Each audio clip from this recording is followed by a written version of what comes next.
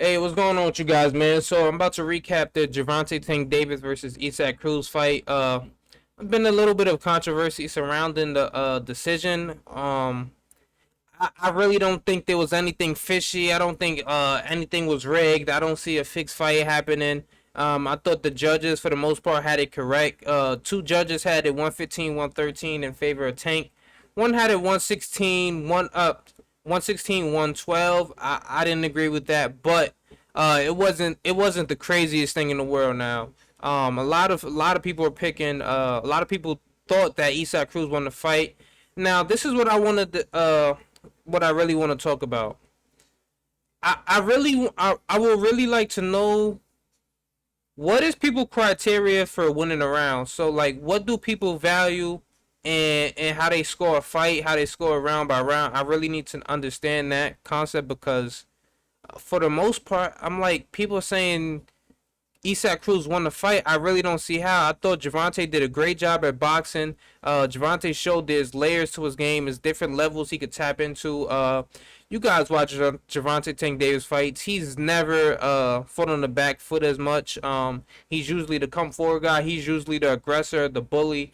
And this was a fight where he actually showed a different level, a different side to him, and like I said, another layer where he was actually playing counterpuncher, and he was setting traps and everything like that as far as from the back foot and trying to run Isak Cruz and uppercuts. He was just doing a bunch of different things, mixing it up.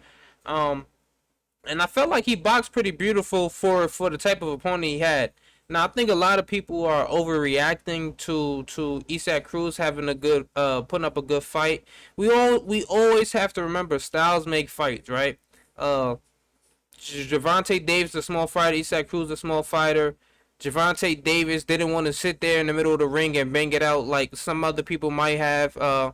He showed that he can be versatile, and honestly, Isak Cruz, he like people ought to understand. Just because we don't know who a guy is doesn't mean he doesn't have any skill. Like he's just terrible. Now I do understand he lost early in his career, so people will see that L and be like, oh well, he sucks. There's nothing good about him, but he showed today that he's a pretty darn good fighter, right? For the most part. There was things I felt like he could have did better, but he just said, for his lack of, I guess you could say, natural ability, he had to overcompensate by being a lot more aggressive than he probably needed to be in a sense. He really didn't come behind the jab. He really was just most of his punches were wide, and he was throwing punches with a lot. Most of his punches were with bad intentions, right? So I think a lot of people fall into the hype of, oh, he's throwing everything really hard. He's catching Gervonta with a few punches right here. He's being really aggressive the whole fight, so that means he just wins every round, right? He just wins a lot of these rounds because he's being aggressive. But if you really sit back and really analyze what's going on in the fight, you will realize a lot of those body punches. This is what I want to say, right? A lot of those body punches that appeared to be landed from Isak Cruz were low blows or behind Gervonta's back. He wasn't not all of those shots that he let off at the body were clean on the body. A lot of those were low blows on the legs, the thighs, on the back. Now he did land quite a few, like, but I'm not trying to take anything away from him, but a lot of it was not clean scoring shots. You guys have to realize I'm a person, I value clean, aggressive, and effective shots over the more throwing more punches, and hopefully you land a few clean in there. A lot of them bounce off the gloves. A lot of them on the, like I said, a lot of them on the thigh. A lot of them not landing cleanly on the side. Like a lot were on the back. So I didn't value a lot of the rounds. I didn't value a lot of the punches that Isak Cruz was throwing. I did appreciate that he came in there to fight. He didn't come down. He didn't come just for a check. He actually came to win. I appreciate that. He showed he had a pretty good chin. Tank caught him with a few good shots that I felt like he's kind of walking through that. But I knew he was. I ain't gonna lie. I just had a feeling he was gonna get knocked out because he had a cinder block head. That man had like he got a big ass head for such a small person. I think they say he's like 5'5" or 5'4", and that man got a big ass fucking head. But yeah, like I said, he did well, and I feel like the people that are saying Isaac Cruz won, those were the same people that were saying, oh, Stephen Fulton lost to Brandon Figueroa, when Stephen Fulton landed the more cleaner, effective shots, as opposed to Brandon Figueroa throwing more and just landing maybe like barely grazed shots, just really not clean work, like smothering a lot of his punches. And I felt like a lot of people were putting stock into that when really I'm a guy I value the clean scoring shots. Gervonta's ring generalship was amazing. Like I said, the ring IQ was on point. There was plenty of times where he was able to throw his hook or his he's able to throw his hook or his jab and pivot out I was about to call him Pitbull Cruz. When Isak got him maybe cornered by the ropes, he was able to maneuver plenty of times, man. It was a little bit of levels of Devin Haney versus Jojo Diaz. We just saw Devin Haney doing a great job of great footwork.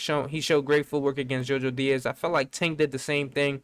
Uh, Tank definitely landed he definitely did a good job of keeping his range, trying to find range to keep his distance and then land the perfect shots. Like I said, man, when Tank threw his shots, you knew those landed. Like you can tell that those landed clean. And when Isaac Cruz threw his, it was like, I'm not sure, but he is throwing with it. He is throwing with bad intent and is definitely hitting Tank, whether it's hit him clean or if it's touching off his arm or the glove. He's definitely touching Tank up, right? But I just felt like Tank had a good performance. We also have to talk about Tank injuring his left hand. He talked about it post fight.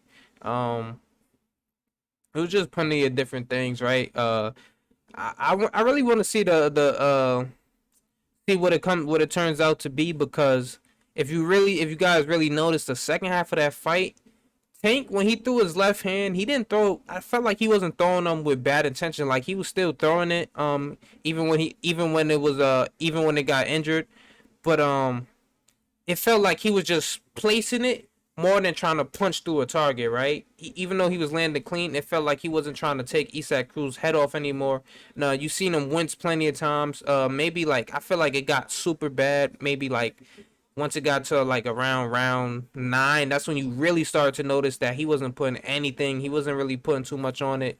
And all in all, I just have to say it was a great performance from Tank, considering what type of the type of skill set he had to dig deep into and get into his bag to get. So Isak Cruz, tough competitor. I'm looking forward to see who he fights next, man, because he's probably gonna get held. He's gonna get fouled to a lot of these guys, man.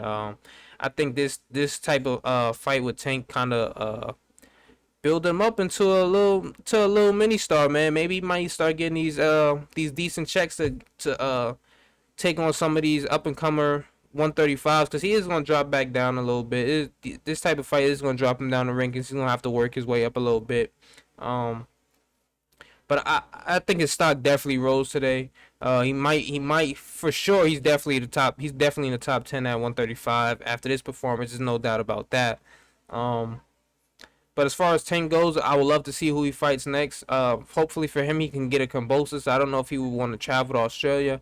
I don't know if the Mayweather Promotions will want to set him up there, but he got plenty of option, man, because nobody's really turning down a Tank fight. There's big money behind it. We seen he sold out Staples Center today.